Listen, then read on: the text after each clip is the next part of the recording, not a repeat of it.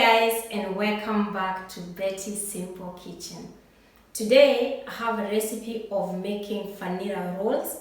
Because I'm going to form them to take the shape of a snail, I think we can call them vanilla snails. If you love working with pastry, you are going to enjoy this one, but even if it's your first time, it's a very easy recipe, except that the yeast don't need its time to rise. And if I can do it, you can also do it. So let's go ahead and gather the ingredients. We will need 500 grams all-purpose flour, 1 teaspoon salt, half teaspoon vanilla extract, 80 grams melted butter, 1 egg yolk, 200 ml lukewarm milk, 80 grams sugar, and 42 grams fresh yeast. And this is the process. We are going to mix 2 tablespoons lukewarm water and 2 tablespoons sugar and the fresh yeast. And then we are going to let the mixture sit for 10 to 15 minutes until you start seeing tiny bubbles. After waiting for some time, in a large bowl, I'm going to put the yeast mixture, the rest of the sugar, the warm milk, the egg yolk, flour, and the vanilla extract. And last, the butter.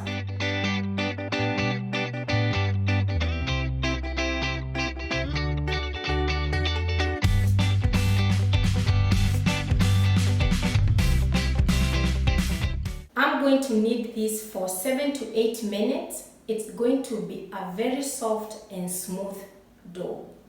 I am now going to go ahead and shape our dough into a ball.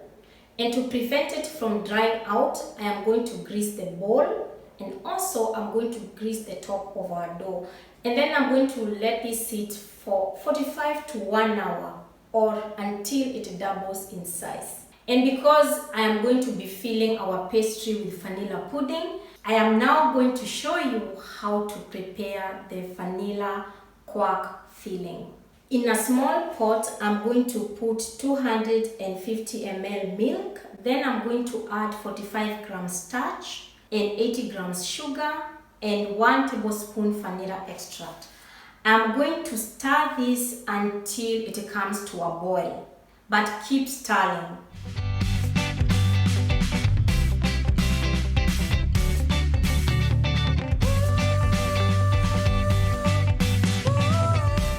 Then I'm going to remove the pot from the hob, and then I'm going to add 250 grams quark.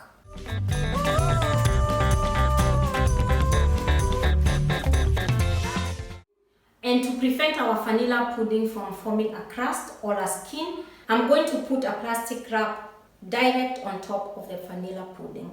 After about 1 hour, our dough has doubled in size, so I'm going to go ahead and dust our working surface, and then I'm going to roll our dough into a rectangle shape.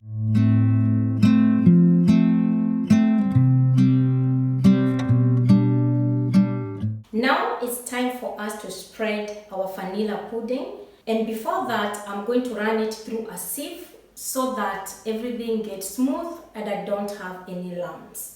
And by the way, it's also very easy for you to spread the vanilla pudding after you run it through a sieve.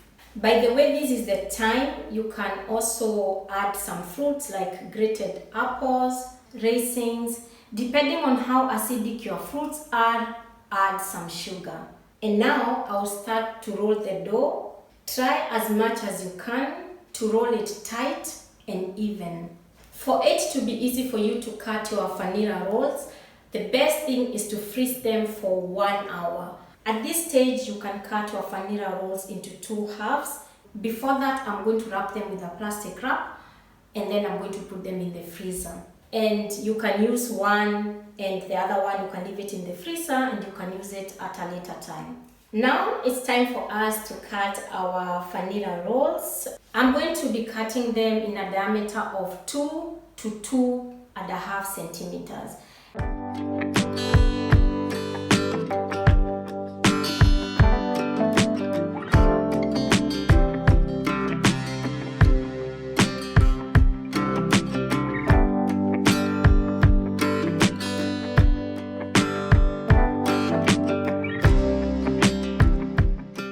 In already already preheated oven. I'm going to bake them 200 degrees for about 25 minutes or until they are golden brown. It's this easy, guys. The whole process took me less than 2 hours, and I don't think you can go wrong as far as your yeast dough is going to double in size. You can go ahead and dust your vanilla rolls with powdered sugar if you like. Yeah. And let's go ahead and find out how they taste. I enjoy them when they are still warm. You will love this pastry, guys. The pudding, the vanilla flavor, and the sugar have a very nice balance. It's not super sweet, which I personally love. So the 80 grams sugar is enough.